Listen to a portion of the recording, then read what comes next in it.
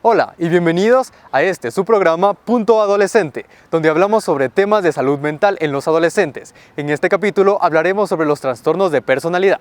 Este programa es producido por el laboratorio Media Lab. Recuerda que también puedes escucharnos a través de la cuenta de Spotify en Radio UTPL. ¡Empezamos! Es hora de hablar de salud. Bienvenidos y bienvenidas a Punto Adolescente. Punto Adolescente. El programa de la carrera de Medicina y Comunicación de la UTPL, que te acompaña en la etapa más emocionante de tu vida. Porque sabemos que la salud es lo más importante. Te ofrecemos las herramientas necesarias para cuidar de ti y de tus seres queridos. ¿Estás listo para ser parte de Punto Adolescente? ¡Empezamos! Muy buenos días y bienvenidos a su programa Punto Adolescente, su espacio para explorar la complejidad de la salud mental en los adolescentes, además de analizar los desafíos y obstáculos que enfrentan, así como las estrategias y recursos disponibles para mejorar su salud mental. Punto Adolescente viene gracias a la carrera de Comunicación y Medicina UTPL, producida por el laboratorio de Media Lab de la UTPL. También puedes escucharnos en radio a través de la cuenta de Spotify como Radio UTPL. Empezamos. Hoy nos acompaña el doctor Manuel Rengel, médico especialista y médico especialista en terapia familiar, para dialogar sobre los tratamientos de la personalidad en la adolescencia. Bienvenido, doctor, a Punto Adolescente. Muchas gracias, Josué. Un gusto de nuevo estar acá y sobre todo en este entorno natural tan lindo del Jipiro. En este capítulo, doctor, exploraremos sobre temas que pueden resultar un poco controversiales y en esta época principalmente se han destapado completamente, doctor. Hablemos acerca de qué son los trastornos en la juventud. Doctor, ¿puede comentarnos un poco de qué es un trastorno? Claro, trastorno es algo que se sale de lo que es lo normal, la normalidad de la mayoría, pero eso no quiere decir que sea del todo normal. Hay una normalidad estadística y hay una normalidad clínica. Entonces los trastornos es cuando ya te comienzas a desviar de esa línea general mayoritaria y que te lleva a tener conflictos con la mayoría. ¿Cuáles serían los trastornos comunes que se pueden? Ya para la adolescencia son muy frecuentes la depresión y la ansiedad. Son los trastornos mentales dentro de todos los que hay. Están más de 140 clínicamente tipificados con criterios diagnósticos según la Asociación Psiquiátrica Norteamericana. Doctor, cuéntenos, ¿cómo podemos reconocer que un joven atraviesa esta etapa de depresión? Bueno, ya ahí se comienza a aflorar la tristeza como enfermedad. Como enfermedad. Son aquellos muchachos solitarios, son aquellos muchachos sumamente emotivos que manifiestan su tristeza o su ira con gran facilidad. Y ya eso nos da a pensar de que vienen de un entorno muy restrictivo, solitario y a veces hasta represivo, ¿no? El iracundo viene de un entorno represivo. El triste viene de un entorno muy solitario, muy marginado dentro de su propia familia y a veces ya con el famoso bullying de fines de la edad escolar. Desde tercero o cuarto grado se comienza a ver, y a veces desde antes. El bullying lleva a que a un niño se lo margine, se lo agreda y entonces comienza a acumular y a expresar cada vez más la ira. Es muy importante, y en el adolescente aflora y se convierte en un problema. Pero doctor, ¿podría hablarnos un poco más a fondo del bullying?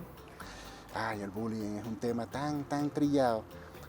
Hace un rato, conversando antes de que se iniciara el programa, decía que no existiría el bullying si no hubiera el auditorio que disfruta del espectáculo que se está dando entre un agresor y un agredido. Esos que aplauden y no intervienen, dándose cuenta que lo que está ocurriendo no es correcto, porque es un compañero y está siendo agredido vilmente muchas veces y con una crueldad que a veces impresiona, y en la adolescencia mucho peor que en la infancia. Si no hubiera el auditorio que observa sin intervenir para disfrutar de aquel espectáculo, no existiría el bullying. Y nunca se interviene ese aspecto del bullying, sino se trata al agredido, que a veces sufre muchísimo por esto, hasta lesiones físicas y psicológicas permanentes le quedan a cualquier adolescente que es objeto del bullying, que ya es muy frecuente en nuestro medio.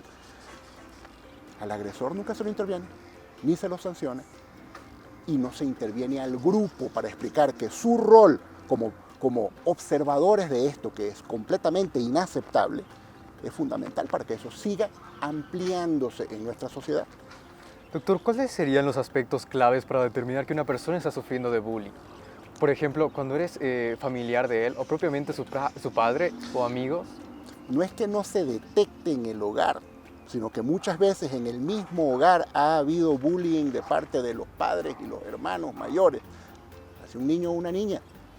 Primera cosa importante, pero eso siempre se mantiene en reserva familiar, confidencialidad familiar, pero eso es muy importante desde el punto de vista del tratamiento, porque nada haces tratando el bullying que ocurre en la comunidad o en la escuela cuando en su hogar sigue siendo objeto de maltrato y de represión, a veces hasta de sus propios pares, sus hermanos, con poca diferencia de edad. Entonces hay que ver qué está pasando en el hogar primero que nada. Surge en el entorno escolar y comunitario, se observa ya, pero a veces tiene su origen en el hogar. Doctor, profesionalmente como médico, ¿cómo se trata estos temas de trastornos y de bullying? Ya un adolescente objeto de bullying va a manifestar o depresión o ansiedad, que a veces ni él mismo la relaciona con esas agresiones de que está siendo objeto. Y también la ira, viene el rebote hacia convertirse ya también en un agresor. ¿Cómo los jóvenes reconocemos y aceptamos que estamos sufriendo y buscamos soluciones, buscamos a alguien que nos ayude? ¿Cómo nos damos cuenta o cómo podemos? Definitivamente tiene que ver con la formación a nivel familiar, porque a veces en la familia te enseñan a que no debes llorar, porque los hombres no lloran. Claro. Las niñas tampoco deben llorar tanto. No es socialmente aceptado en un entorno cultural como el de la sierra ecuatoriana que se llore mucho. En la costa eso es distinto. Claro. ¿No? Se expresan las emociones con más libertad. Entonces esa represión cultural de formación familiar te lleva a no querer hablar de estas cosas, y peor aún cuando tienes un padre que es muy machista a la antigua, que te dice tienes que liarte a golpes, claro, con el que te agrede. Si no lo haces es problema tuyo. ¿Cómo le dices esto a un padre que ha intentado imponerte muchas veces esos cánones a la antigua, y no estamos todavía, pero estamos como volviendo a esa cultura de la agresión grave con armas de fuego, ¿no?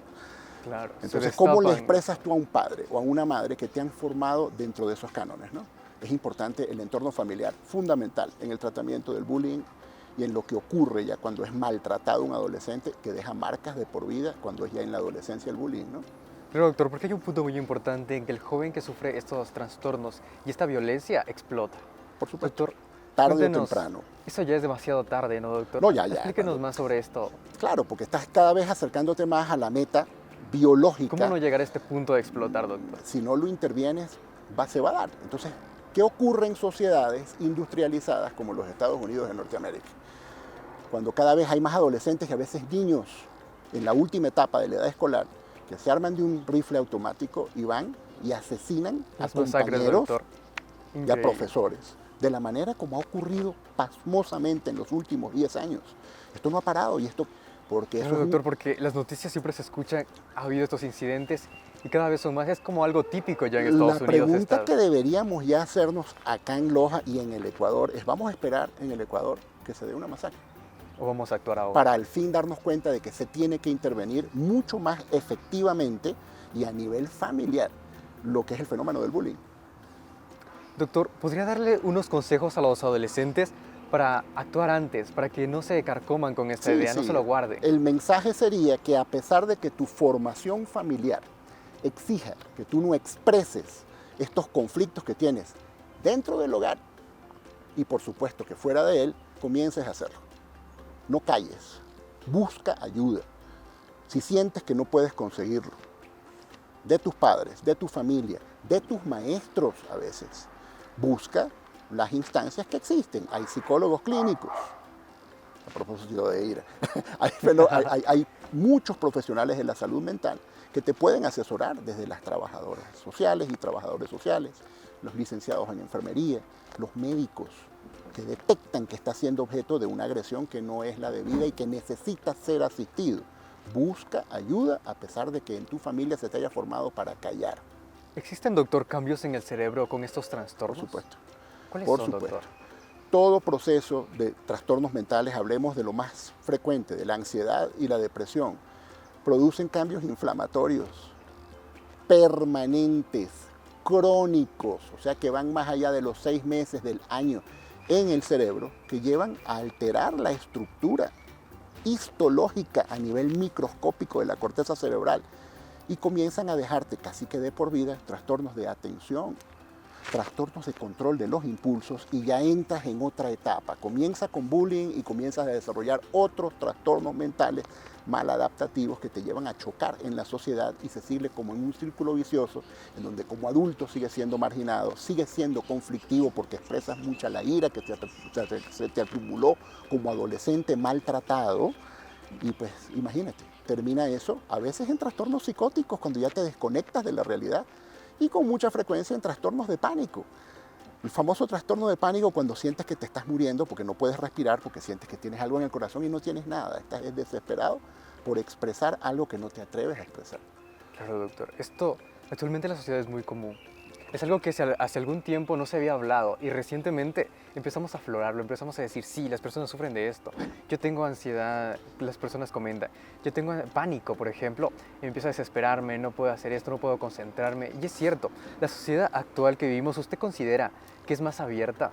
¿Usted considera que tal vez esta sociedad como se ha expandido, ha abierto los brazos a los jóvenes, puede ayudarlos a que ya no empiecen a sufrir de estos trastornos? Yo lo considero que es un fenómeno paradójico, en donde con la amplitud que da la tecnología informática moderna, en donde tú tienes un ordenador de alta velocidad que te permite virtualmente comunicarte con cualquier parte del mundo en tiempo real, en tus manos, con los teléfonos inteligentes, eso debía haber abierto los horizontes en nuestras sociedades, al contrario, pareciera haberse cerrado más.